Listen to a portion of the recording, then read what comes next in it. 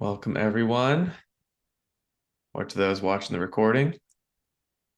Good day or evening.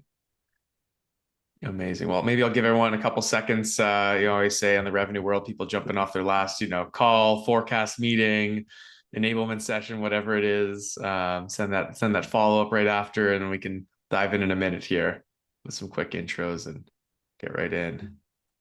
Amazing. Well, maybe I'll start with the least important part, which is an introduction for myself, and then when people get in, we'll be on to the important things. But good to see everyone out there. I'm Ross Rich, CEO and co-founder of Accord.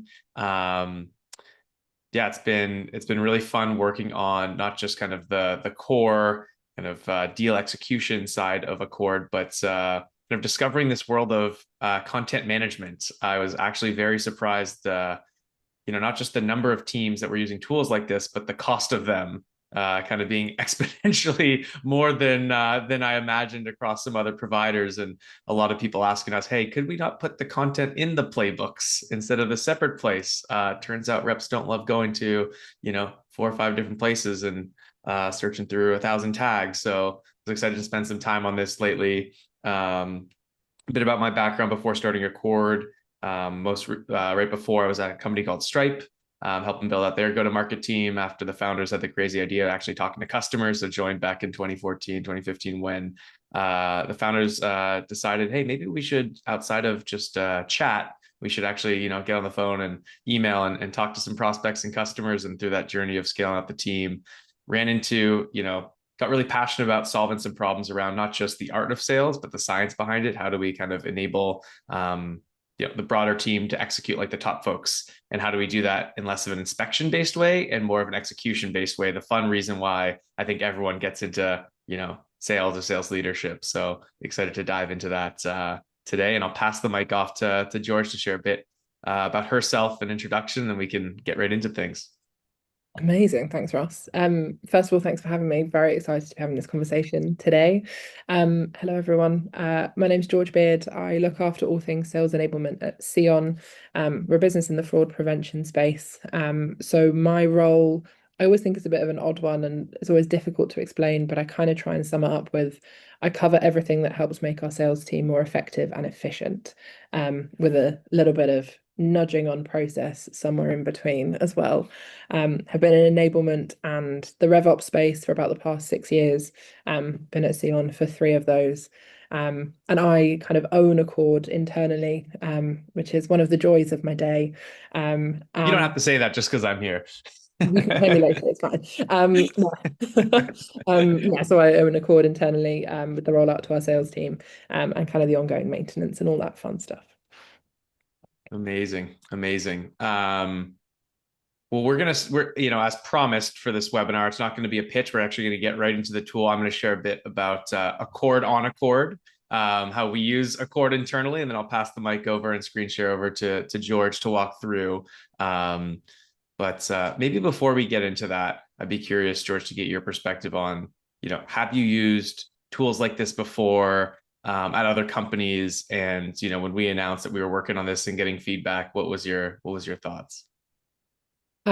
So my previous experience is having used tools that are similar, but tend to kind of work in just one space. So purely on kind of just the CMS front rather than having everything in one place. So contributing to the thing you touched on a minute ago, which is giving sales teams 57 different tools to do different things. But other than that, the majority of my CMS experience has been in the good old Google Drive, the place where dreams go to die. Awesome. Yeah, that's my, experience as well. Or Notion. Hey, Google Drive didn't work, so let's put everything in Notion or Confluence or some other space. So I hear you. Absolutely. So yeah, when I heard that you guys were working on it, there was the dream was kept alive that one day there would be something that meant that I didn't have salespeople complaining that they had to sit in too many different tools.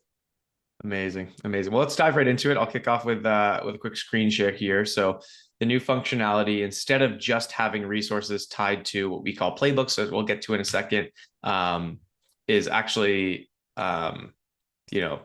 building out what folks are used to both within a playbook, but also separately to keep all of your revenue related content that would be uploaded here either directly from SharePoint or Google Drive. So if you go to the what we call a content library, or commonly known as CMS, you can build out what we call hubs. And hubs are where, if you're on the sales team, CST, marketing, you'd have all the information that you need. So imagine I'm a seller, here, I want to understand what are all the resources I can have, click here, and then you get to the kind of homepage for sales. Again, all of this stuff can sync back to your Google Drive or SharePoint or live right in here. And this is where, if I'm a seller, I can understand, what are the top case studies, testimonials, resources, decks, et cetera, and keep up to date. So for example, let's say I'm a seller and I want to learn about Accord's new launch for our content management system. Very meta here, right? So if I click on this, it'll bring me to another page, which will have all the details on the new product to sell. So you can have, different resources specifically attached to this. You can have our pricing. You can have, kind of the product marketing or enablement, how it works, who it's for, all the different personas all in one place, positioning and messaging, et cetera. But I think really the differentiator here with Accord is not just having the resources live in, a hub that's pretty traditional. You have the tags, you have, the different pages, you have, all the details here. That's pretty much status quo, what I think a lot of people are used to. I think really where and why we decided to spend a few $1 million on R&D resources to build this was to align it to, again, where reps do work. So everything is tied back to what we call playbooks, basically, instead of just having fields in Salesforce or stage names or, these documents living across and workflows living across different tools. We actually build it directly into a rep's workflow. So for example, if I'm a mid-market seller and I have a deal I'm moving from, lead to opportunity, it'll automatically grab the right playbook for me, and it will be able to grab all of our best practices from what's a winning business case look like? What are the resources that I'm sharing as part of that in decks and docs? What are all the steps internally and externally that need to go through, right? I require our team before our first call to do all these different things, a personal touch, add them on LinkedIn. We're not just, an AI bot to do some internal research, key stakeholders, maybe add a custom header to the workspace we're going to send them. And then resource-wise, after the first call, they don't have to go back to another system and think, oh, what was the latest thing that George shared on that lunch and learn last Thursday that she added in Slack, but I was on another call because I'm trying to close this deal, got a million things going on. We just deliver the right resources at the right time in context to, again, that business case or that next step. So right here, you'll see shared with the customer, you'll see all the key case studies for this particular mid-market type motion, and maybe a one-pager on a new product that we want to be pitching more and building that muscle. So you get that right there in context to the steps attached to each of the parts of the key processes, all the way down to, potential pricing, SOC 2 documentation and legal. And then you even have a mini resource hub for each of those different playbooks, just for all the relevant resources for mid-market. So you limit it down from 2,000 different resources for people to search through to just a few in each playbook. And then you actually serve them at the right time, at the right place. So you're being more prescriptive and kind of sharing these best practices, that what are our top sellers sharing and what's actually resonating with our customers. So I'll pause there. I'd love if anyone has any questions, feel free to jump into the chat. But yeah, George, I'm curious to get your take on, how this kind of differed from what you were used to, and, why this kind of clicked for your team. I think the big thing for me is always about how do we get to where we need to get to with the path of least resistance and in the easiest way possible for everybody involved. One of my big things is meet sellers where they're at, meet everybody where they're at. So our content has to be in a place that makes sense to them, but also we can't expect them to be marketers. So we can't expect them, as much as I would love to say that all of our sales team have read every single piece of our content from start to end and have internalized all the information. I know that's not the case. And so one of the big differences for me was being able to make suggestions of what content made sense at each step, taking away that need for them to have internalized everything, but also making it incredibly easy for them to just go, yep, here, right, that makes sense, rather than having to find the latest version or panic that something, like, is it the right thing? Is it in the right language? Has it got the right logo? Yeah, it just made life considerably easier. For sure. We got a great question here from Sierra. Can hubs be governed internal or external, or content within a hub be yes? So I don't know, George, if you want to take this one, if you have experience both with the internal and external stuff. Yeah, so we are in the process of migrating a lot of our internal content into Accord as well. Again, that kind of idea of meeting reps where they're at, kind of the same piece of content, be it internal or external, in 57,000 different places in the hope that they live in one of them.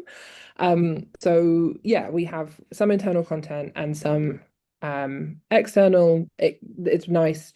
It sounds really daft, but it comes up in a different color, which just makes it so much easier to be like, no, no, no, that's internal. Like, don't share that. So yeah, we use a combination of both.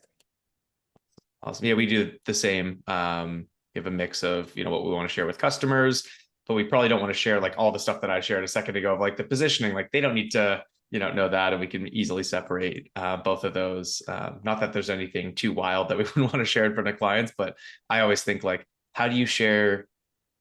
Like we're talking about even reps not knowing all this stuff. Sometimes it's overwhelming what we send to customers, and that's why I think it's really helpful. Like used to long email threads, deals go a long time. Do they even know where the piece of content you sent them last week was, right? They have a day job on top of evaluating Accord or whatever it is. How do you make sure that you give them the right thing at the right time and that it's super easy for them to go back there? I think the other side to it too is understanding how much engagement each piece of content is getting both internally and externally. And again, if it lives on, hey, I'm downloading my top three, things, my, pitch deck and overview and whatever that's from a year ago, you don't understand both the reps engagement with the content, but most importantly, the customers and it being aligned to a sales process. You can say, hey, this persona at this stage of the deal viewed XYZ versus, oh, someone just clicked on, this is the most used thing. And it's always what your like SOC 2 docs or security docs, because like every deal that closes views that. Is that the most helpful signal? Yeah. Absolutely. I mean, our historical way of doing things was you had to create an individual link per person every time you wanted to share a specific piece of content, and you couldn't share the same link with multiple people. And so all that happened was the team just downloaded the content and just it lived. Yeah. I completely, yeah, that was me. That's the funny thing, right? Coming from being a seller, the way we built it and a lot of the, suggestions, I think that, no offense, that came from enablement or marketing was like, how do we reframe this? We don't want to just build what's been done because the challenge of adoption that we kept hearing. And I was the problem person. It's right when I was there. It's like, oh, these are the three things I have on the desktop. Someone onboards. Oh, what piece of resources do you use? I'm not sending them to the place that has 2,000. I'm like, here's the three things that I use every time. And unfortunately, I actually think that's better than not having anything. But yeah. Oh, so you had a follow-up question. So something labeled external wouldn't be accessible to, yes, exactly. So you can on the back end, not just, oh, it's tagged as internal, like literally you can block things from those types of resources being shared with clients. Exactly. Amazing. Well, I know we had a few questions, George, before I pass it over to you for the screen share. I guess, how do you see the world changing with this push for consolidation, right? This isn't just driven by reps. This is driven by, top line leadership and even seeing the size of enablement teams be smaller, but more effective, right? I think that's like it's been like a really consistent trend that I've seen over the last, 18, 24 months. I think there was teams that were 14 people that are down to 4, potentially even more impactful. So curious how you've kind of seen that trend and how kind of, this approach kind of fits into that. I think this is particularly kind of relevant to me. So I am a team of one purely on the new business side. Yeah. We kind of have expanded our team a little bit recently, but from a new business perspective, I'm responsible for all the enablement of that team. Love them to bits, but my goodness. So consolidation is incredibly important to me. I think one of the big things that we're starting to see, especially with the rise of things like AI, Ask Me Anythings and things like that, is where do we want our team to live and where do we want them to spend time and what data do we want them to trust? Mm-hmm. And so I think for me, it kind of goes, there's two sides of it. One is consolidation and one is integration. if your tools aren't talking to each other and the team has Mm, to live in different places, I guarantee you that the data in every one of those systems bar one is going to be incorrect, because like it's hard enough trying to get reps to fill in fields in a CRM, let alone anywhere else. And so if they're yeah. not talking to each other, it's not going to happen. On the consolidation piece, I can't realistically expect my reps to be living in four different tools for small things, even if they're the most beautifully integrated tech stack in the world. Yeah. It's just not going to happen. And if I think all the way back to things like onboarding new starters, do I want to onboard them onto four different tools? Not really. Do I want to maintain four different tools? Not really. Do I want to update the same thing in four different places? Absolutely not. And with smaller teams, there's more time pressure, and less bandwidth. And so I think you have to consolidate where you can. And Hmm. that's why kind of the introduction of the CMS piece for Accord was great for us, because it means I update in one place, the team know where to go, everything integrates back to our CRM so they can update things, they can live in whichever tool they decide to, and it all just talks to each other. And so the battle of going, you need to update it in four different places has disappeared slightly, which is lovely. Awesome. Yeah, no, that makes sense when you really dig into it's not just from a technical perspective. Oh, does this thing talk to what? What's the day in the life of a rep? And then what's also the day in the life of these enablement teams where, you just shared, I know you guys are growing incredibly fast and, breaking some record ARR goals, while just having yourself support the sales orders, which, if we rewinded maybe 3 or 4 years, maybe there's 5 folks on your team. But I think with that added challenge of efficiency, there's some really cool opportunities to kind of up level everything. 100%. Awesome. Well, feel free, folks, to jump in with any questions. But yeah, would love to dive into, kind of your setup. Um, Curious to chat through that. Yeah, of course. I feel like it's the thing that's come around like with the Zoom boom. It's like, can everyone see my screen? So let me let me get this shared. Um okay. So this is our setup. I guess the key things that I've kept in mind when setting up our CMS side of things is just trying to keep it as simple and as easy as possible. I'm a big fan of a tag, as you can probably see from the left-hand side. But actually being able to tag things is one of the greatest strengths, I think, for the way that our team interact and the way that they use our content. Couple of reasons for that. The first is that when creating the tags, I've tried to be as simple as possible. If I were a rep, what am I looking for? What am I searching for? What do I care about? Do I care that it's a one pager? Probably not. I probably care what it's about more than the fact that it's a one pager. But we have it set up into different folders. The team can come in, find what they need, search for the tags. A good example is our case studies. I'm a big fan of an emoji, as you can probably tell, but we're using kind of a color-coded system to reflect to the team where we're at with kind of the hygiene of all of Mm, our content. But just being able to allow the team to come in, find what they need. Again, it's all tagged. And the ease of adding to this also is just incredibly easy. Just being able to add it, choose where I want it to come from, do subfolders within the main folder. I get very overexcited about organization, and so this makes me incredibly happy. But this has worked really, really well for us. One thing as well that we've introduced is having an events folder. So this is a core part of our playbook, and I can show what that looks like in a second. But we have this as present in every single one of our records. mm. So the team don't have to go in and add. We recommend that it's in there. They can go in, and then every single customer that we're talking to knows exactly where they can come meet us.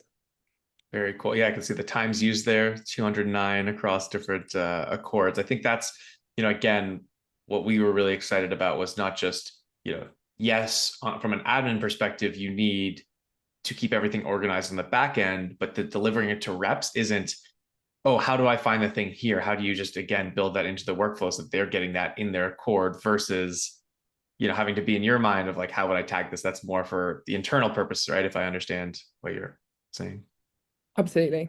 And then I think the question earlier about kind of the internal and external, you can see Mhm. here that we have, for example, our decks and presentation materials. They're marked as internal because these are our templated decks. Mm, So if I want the team to know where to go look, I might ask them, like they exist in Google Drive, they can go there, they can exist in their bookmarks, they can live there. But equally, if they're in here and they want to know where it is, like it lives in here. They can find it, it's tagged with deck. Like it's yeah, yeah. kind of making it as simple as humanly possible. But the way that it works with both the internal and external is if I look at our AML resources, for example, our training that we ran with the team on refreshers is marked as internal. They can come in, they can find it, but they've also got the external material as Mm. well. Yeah, so it kind of helps keep everything together in one place. Got it. So yeah, maybe if stuff doesn't live in the playbook, but they had a deep dive on AML, I want to understand everything that's most up to date with anti-money laundering questions for a particular deal. They can just easily search that. Absolutely. Cool. When we look at how we tie that into our playbooks, so this is apparently us selling to ourselves. This is a dummy accord. I promise we're not trying to sell SEON to SEON. But one of the things I really like is that we can tie different resources. So I can say to the team, you should be sharing case studies at this point. Like that is our recommendation. This is what Yeah. you should be sharing. Um, they can connect a resource that already exists. So for example, in the resources, then come into case studies. I've added this one already, but it's a library resource. So for me, I know that this is the most up-to-date version. I know that this has been checked. I know that I've approved it. I know that Hmm. they've not gone completely rogue and added something from somewhere else. Let's not even think about where. But I know that this is the most kind of up to date and accurate content. Totally. I can also say to them, for example, when you're reviewing proposals, here's the Dex folder. This has got the proposal template in it. This is the one Mm. you should be using. Please do not use that horrible thing you've created yourself that lives on your desktop. Please just use the official proposal deck. Yeah, meeting them where they are, their mutual plan. Boom, that's the thing. And yeah, the cool thing that we added as well as part of this product push was um, from that library that we went through, anything that gets updated there gets pushed to automatically all of the playbooks, but also all the active accords or workspaces with customers. So let's say 2 weeks ago, you had SOC 2 docs change, or you had your positioning deck updated. You don't have to then delete everything that you were using today. You can automatically push all of those updates to all of the active customer engagements. Which is really helpful when you have a phenomenal PMM team. Like our PMM team are phenomenal, but I don't understand some of the changes we make that are graphic related. They like, I'm sure they're different. I'm 100% sure they're different. I just couldn't tell you how, but it's a very important change. And so like being able to just click update all objects has been great for us because it just means I can go, okay, I don't know what you've changed, but if you want it to be different, that's absolutely fine. Yeah. And just update it directly from within here. And yeah, we've used it for some of our compliance documentation. We've changed some of our partners and therefore introduced new logos onto things. It's been, yeah, it's kind of one of the easiest things. The other thing to mention on here, which I really love, is being able to see actually what content is working and what Mm. isn't. So I can look, for example, we have our one pager that we use for iGaming. It's been used, I think, 19 times across different accords. And I can see that it's getting some like, it's being looked at. Yeah. If I look, for example, at this case study, I looked at this earlier. This has been used in 29 different accords. We probably need to revisit it. Mm. So it's But been sent 29 times, and in the last month, it hasn't been engaged. So yes, that gives you a signal. Is this the most helpful thing to share at this time? Customers and reps will probably tell you not based on the engagement there. Yeah. exactly. And so maybe it's something that we want to keep in, like it already exists, it probably doesn't need an update. It can be there if it's relevant. But for things like our one pages and our overviews, this is incredibly important for us because we can see not only what is being used, but also how it's being engaged with. Um, the way we used to do it before we adopted the CMS functionality is everything lived in every single accord. So all of our case studies were lived in there and were all just marked as internal. And then we unticked them as internal when we wanted. Mm. But that kind of destroyed all of our reporting. Now I actually get to look at it and be like, what have you actively chosen to introduce? And that's been great for us. Very cool. I see two questions in here, one from Elisa and one from Sierra. So yeah, it sounds like you were, because this is the kind of the first CMS setup for SEON, did you automatically add all the resources in here, or did you integrate to the Google Drive? Because I know we have the ability to either pull from SharePoint or Google Drive. How did you approach building this out? So because we had Accord already, we had a whole load of content existing in our playbook. Mm, So we move stuff across from the playbooks. In truth, our Google Drive is questionably structured, is the phrase I'm going to use. Um, so the dream one day is that we will get to the point where we can kind of connect the two and update from Google Drive. But the majority of this has been moved across from playbooks. But yeah. also, one thing that I loved is that actually a lot of this was demanded by our reps. So there Mm. was stuff that didn't exist in playbooks already, or I had one rep message me and go, copy everything from this Accord. Like, you've missed all of this. I was like, okay. Because they added it manually to the Accord, and then they're like, use this as the new starting point, best practice, because it's based on what actually worked with the customer instead of the Exactly. And theory. Yeah. they had th I think 3 or 4 additional folders that I hadn't even really thought about Mm. that they wanted, and it was absolutely essential. So we've kind of built it up that way. And we've still got quite a lot of historical stuff to bring across as well. We're kind of migrating as much as possible across. Yeah, you bring up an interesting point. You already mentioned the PMMs on marketing. You just mentioned the sales driven. People ask me, like, how does this lower the, how does this help with adoption? How does this lower the overhead for enablement teams? And the feedback that I have is it's more shared ownership. It's like PMMs need to share the impactful resources that they're building based on product updates to the field. Sellers need to get the right resources at the right time. This becomes the hub. And instead of you just owning everything and pushing it to there, it's kind of this joint ownership between sellers, sales leadership, enablement, and marketing, instead of just, oh, here's this tool for me. Good luck. I'm kind of always pushing people to it instead of that pull, which we feel like you're kind of articulating. Absolutely. I think there's nothing more kind of rewarding than when, and it sounds like a really odd thing, but like when reps start getting really demanding about needing something somewhere. And yeah, it's also been really helpful, I think, for our marketing team and our PMM team to see what it is that reps are asking for. I think quite often it can be, oh, well, we should have this. And now it's reps going, no, no, no, but actually what I want is this. Mm. And so that's been really helpful. Yeah, no, that makes sense in that translation. Like what I hear also from marketing leaders all the time is we constantly get these requests, and when we build them, they don't get used.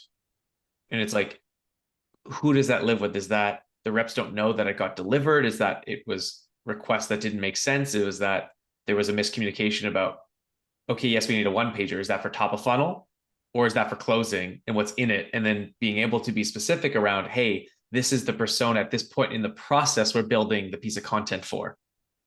Does that put everyone on the same page around this is how it's supposed to be used at this stage for this person, instead of super general, oh, I need this thing. Yeah. It's actually been really fascinating looking at what some reps have uploaded themselves as well. I think some things will make our design team actually cry, because they are questionable. But that's also been really helpful to see when I look at some of our top performing reps in terms of kind of Accord adoption, what are they uploading? What are they adding? What are they creating? And there's been a couple of pieces that we've seen kind of been created by reps themselves that we've actually now migrated into actual marketing content, because it was either a really good idea or it proven to be really successful. And we've gone, okay, we'll take that and just tidy it up slightly and make it slightly more acceptable. Awesome, awesome. So yeah, to Sierra, to wrap up your question, sounds like they kind of started from scratch based on where Google Drive was. But yes, we do have that integration. And then Elisa's question: does Accord have playbooks? Does Accord playbooks integrate with CRM to show client interactions? Assuming yes.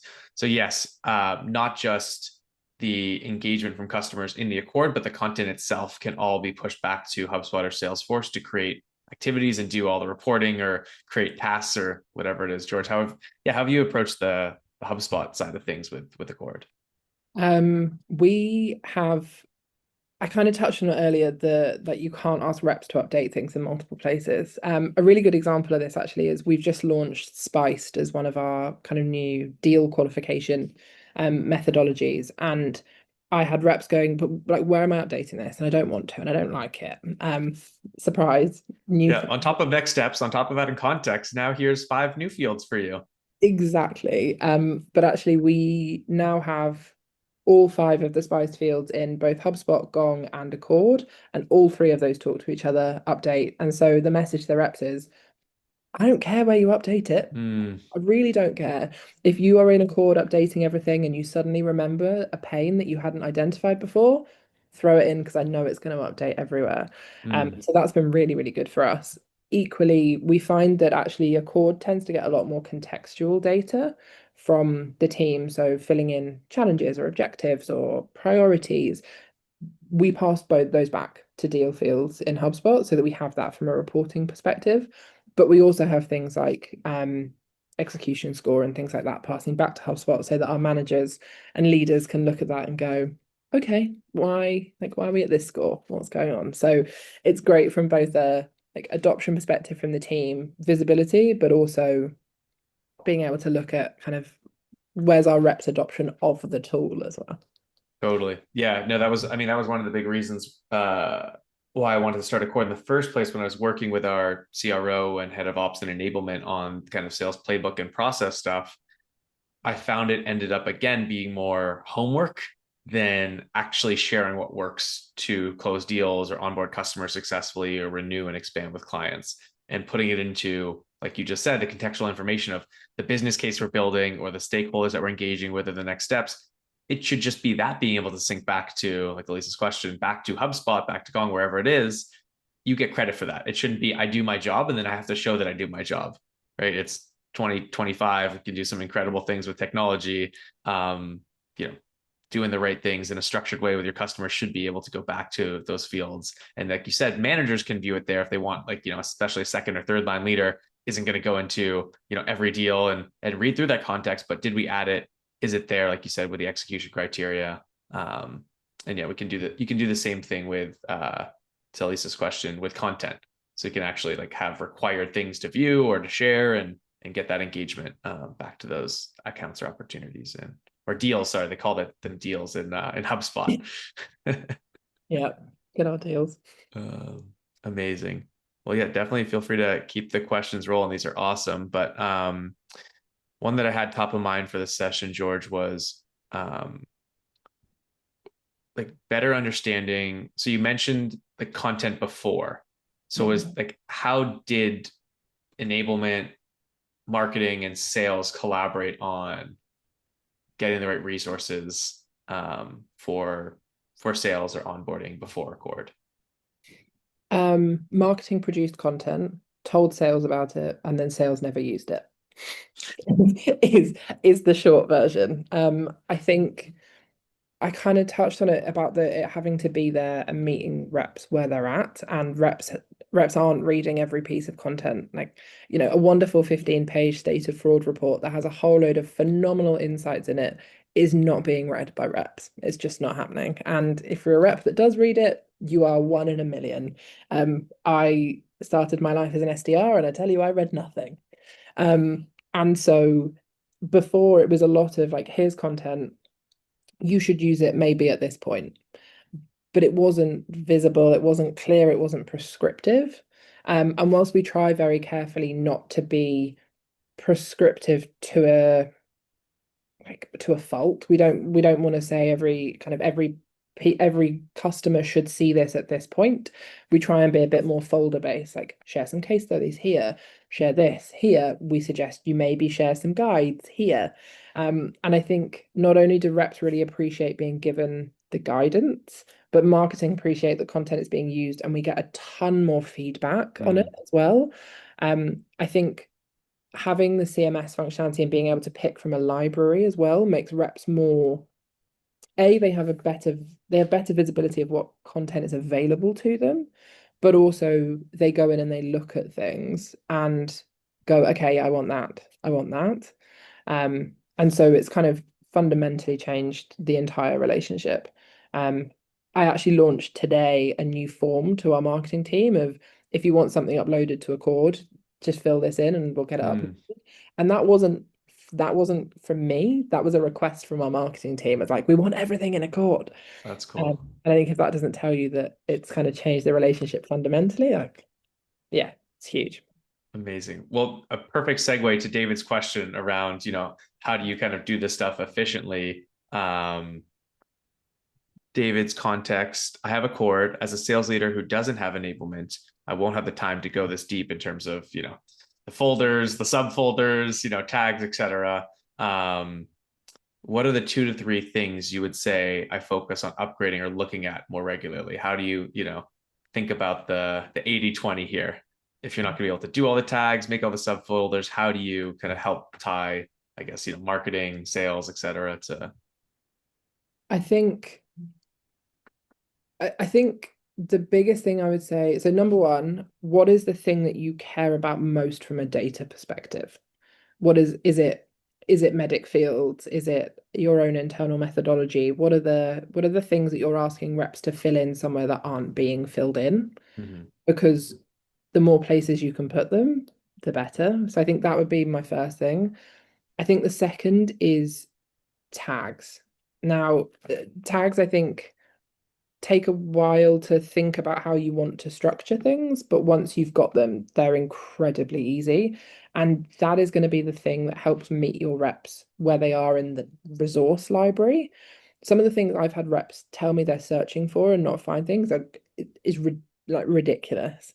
But being able to say to them, like, just search iGaming and you will get everything you need for that vertical, Mhm. huge for us because rep search in different ways. And so even Yeah. more so than having a structured library, just work out how you want to tag things and don't be afraid to over tag, because the more content you can put in front of people for them to choose from that you think is relevant to the industry or the product line is kind of a game changer for us. Um, and then, so yeah, I'd say those are probably the two biggest things. And then if you have time to do a third, add some suggested folders to steps in the playbook. It doesn't have Mm, to be prescriptive on the content, but make some recommendations because you will see an uptick in adoption of them actually putting content on if you give them at least a steer in the direction of the content you yeah. be using.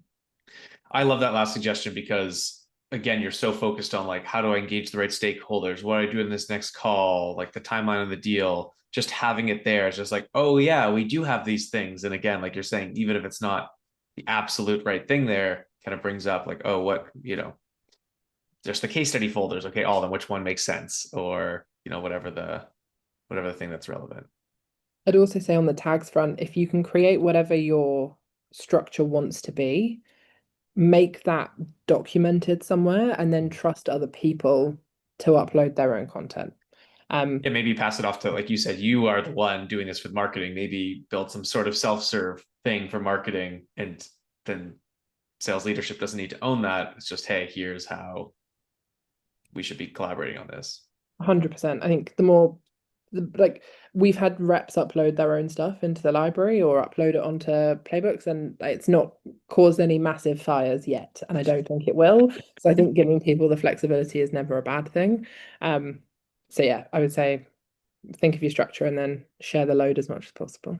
Awesome. And it looks like there's another question here from Philip. Send it to the hosts, panelists.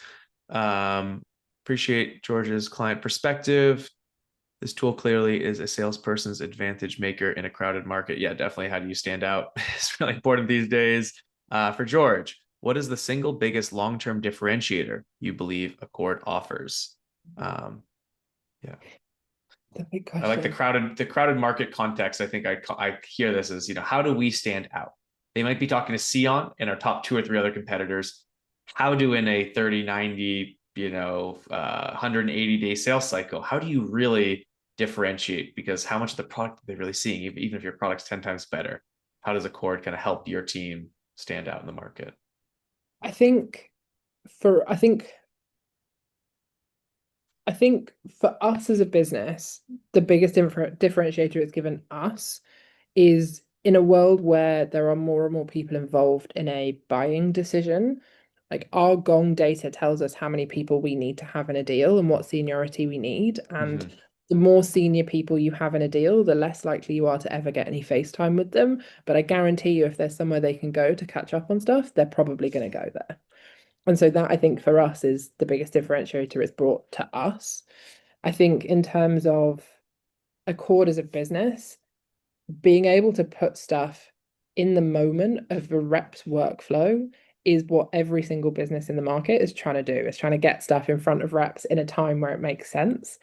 And I think that just being such a fundamental concept of everything that Accord does and having it like not having to taking away the need to think, I think is the way I'd probably describe it. Like the suggestions, you know, add this here, do this here, and it all just being from one platform, that I think is a game changer.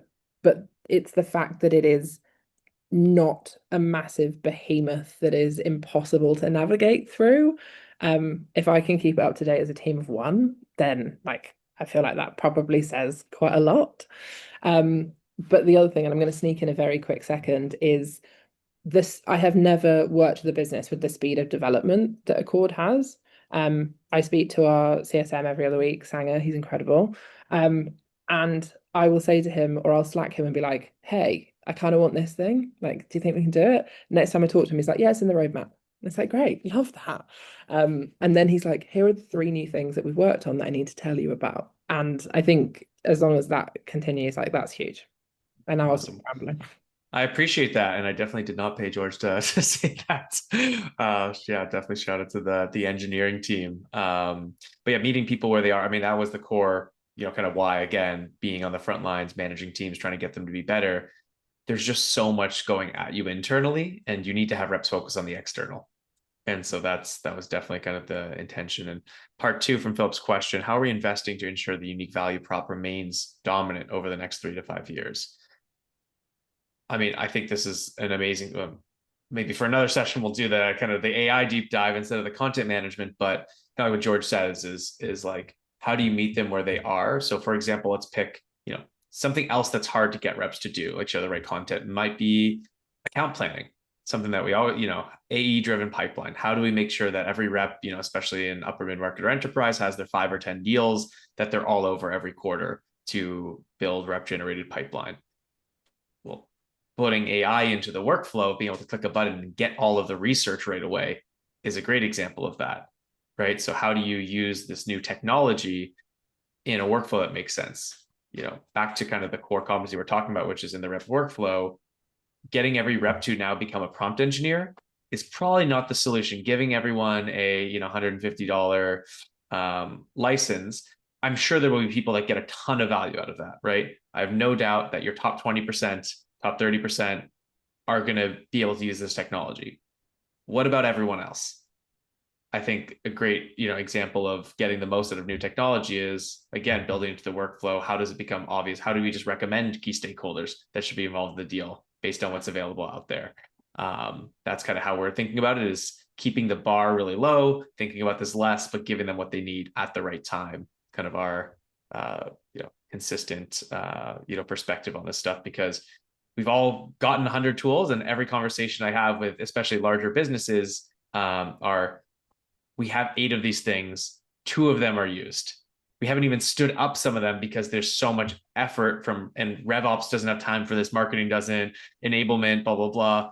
Oh, but maybe we'll renew it because we still agree with the value prop of it, but we weren't able to use it.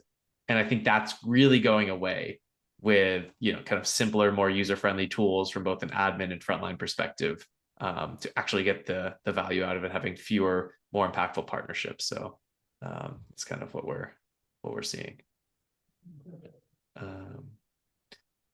Another great question here.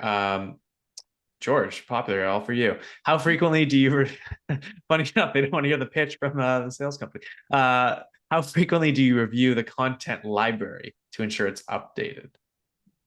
Great question. So I monthly have an hour blocked out just to double check that all of our content is still up to date. Things like our events folder need a little bit more frequent updating just because events happen and are therefore no longer relevant. But that takes 3 minutes to do and just to go in and update. So that isn't changing super regularly. Generally, we don't have anything in our content library that is super time sensitive, apart from the event section. So generally things get updated. Things that are already in there get updated when I'm told that there is an update.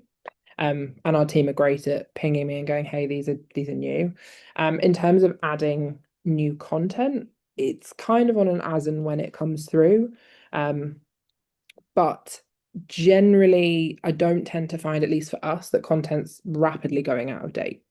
So we don't spend a huge amount of time doing it. But yeah, as I say, monthly there's a review just to make sure that everything is in there. I look at some of the metrics, see if we want to retire anything that is being used a lot and never looked at, like probably that case study. And then look at some of the top performing stuff. But I think it just depends on the speed at which your team put out content, how time sensitive things are. Yeah, that kind of those are the two big things I would consider when looking at how often you want to review it. So I see another Q&A here for me, but maybe I'll pass it over to you, George, if you're up for it. I'm not sure. Have you used other CMSs in the past? So they said, how does this approach compare to other tools like Showpad, Seismic, HighSpot? We're currently using Showpad. The simplicity of Accord, but with still the same like with the functionality, but the simplicity, like that balance is totally different. Yeah.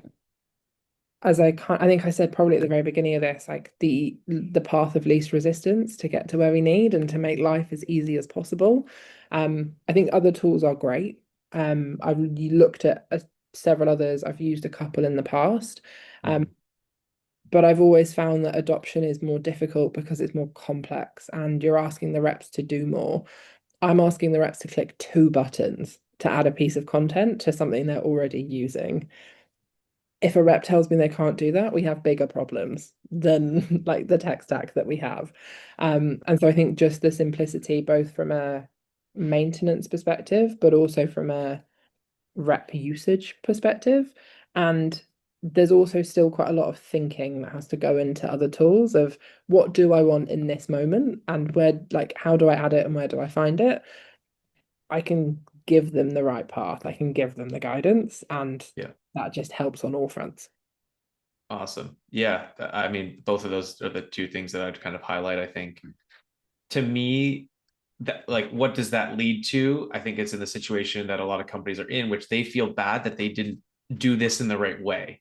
It's we didn't set this up right. It reminds me of the Salesforce or HubSpot thing, right? It's like, oh, we need to go and revamp this because it's our fault instead of because it's so open, you could do a bajillion things instead of like we took a very prescriptive approach to building this technology, which is, to drive what have we heard from all these other companies is that it looks great and everything's there, but it doesn't get used. So we took the opposite approach is how do you build it into the process, playbook, motion, still have a place to go to and search the tags and folders, but really optimize for that rep experience, the collaboration between marketing, enablement, and sales. So yeah, I would say like you're probably going to spend the same amount on the tool as you are probably third-party consulting or just time internally to do that. And that's kind of the thing that we hear is like, if everyone only heard how bad everyone felt about how their implementation of these things were, but it's like, it's kind of like, oh no, the tool makes sense. The approach makes sense, but we can't get what we need to out of it is kind of at least what I've heard from our customer base and why we decided to invest in this other, over other solutions was the amount of money, that companies are spending on this, two, the amount of internal resources it takes to stand up and maintain these things, and then three, the usage and adoption isn't there, even if you do all those other things. Yes, at least you need a PhD to set up these tools. But then the challenge is, what we've heard is a lot of teams now don't want to let go of it because they've invested so much time being experts in them. Despite, it's like, oh, we've invested all of this stuff. now how do we say no to it? But I'm like, well, you still, the sunk cost fallacy, right? I think that's what we really commonly hear from some folks who have made those investments. Is it took so much, all this effort, all those kind of things. Yeah. Um, okay, last one, David. Great questions. Uh, has George or one of Ross's customers successfully used the new Content Hub feature to assist a sales team with major product feature releases? Yes, is the short answer. Go for it. Let's hear the story. Yeah, so we I think I showed it our AML launch. So we as a business have had AML for a while, but have kind of released a whole load of new functionality and did a new launch at an event we were at a couple of weeks ago. Tied in with that has been internal enablement, internal training sessions, but also alongside that is new one pages, new FAQs, new talk tracks, new discovery guides. A million and one different pieces of content that historically would have just been shared as Google Drive links or yeah, kind of lived and died in Coda or somewhere like that. Um, by including it in Accord and being able to tag it very specifically with AML, it means that as soon as any of our reps get even a whiff that there might be AML involved in their deals, all they have to do is search for AML, and every single piece of content, whether it's to upskill themselves or to share with a prospect, is there, it's visible. We know that it's the right messaging, we know it's the right talk track, we know it's on brand. And that's been massive for us. We actually have a rule internally that if you're sharing any content, if it's not an Accord link, you're not sharing it. And so we now are in the culture of the team uploading things or coming to me to get things uploaded before we share it. Also means that we can look at it and see who's watched back the recording, who's actually using the content, and look at the metrics around it. And so I think that's been really, really helpful for us to have that visibility, but also to make it really clear to the team what is available to them in one place, and they can find it as easy as pie. Amazing. Have you thought about adding those, or have you added those to the playbooks as well? So outside of, okay, I need to go here, like for example, it's very meta because Accord just launched CMS that we're talking about. And so what our marketing team did, we don't have a full-time enablement person yet. Everyone kind of co-owns that. We added, hey, just in the flow of work, here's the CMS one pager. Just again, maybe you don't need to share it now, but like, how do we kind of have these constant reminders in the flow of work, every new deal that gets created or existing one of these in this playbook? How are we helping, like you said, George, like recommend certain things? And you don't have to use it. Maybe it's not relevant, but like, here's this thing, and maybe we'll replace this with the next feature launch, and hopefully have built the habit of people knowing to pitch this if it's relevant. It's interesting. We our sales process is slightly different for some of our new feature releases. And so I actually had a call today, and it's now on my to-do list, is to actually create a whole new stage just for some of our new feature releases. So that content will then be linked to those. But again, that's super helpful for us because not every deal needs a section in the playbook for AML. But as soon as that's coming up, I want to be incredibly prescriptive to the team with this is how you run an AML deal. And then they'll be able to see the steps with the associated content from the library. Amazing. Awesome. Well, appreciate the all the questions. It's definitely made it more dynamic with the crew here. And yeah, huge thank you for George, not just helping answer these questions, but all the product feedback. And like that's how we built these products, right? Is how do we take kind of a more first principles approach to what's the field actually going to use? How do we integrate this to the rest of the tools that your team's using? And how do we lighten the load instead of it feeling like this, a full-time job is using a tool? It should feel the opposite. It should help you do everything else. So George, really appreciate the partnership. No, of course. Thank you so much for having me. It's been wonderful to speak to you today. And yeah, expect lots more feedback because you'll all Keep be it coming. Awesome. Well, thanks everyone for listening, either here live or virtually after. And yeah, excited to hear the feedback from everyone else.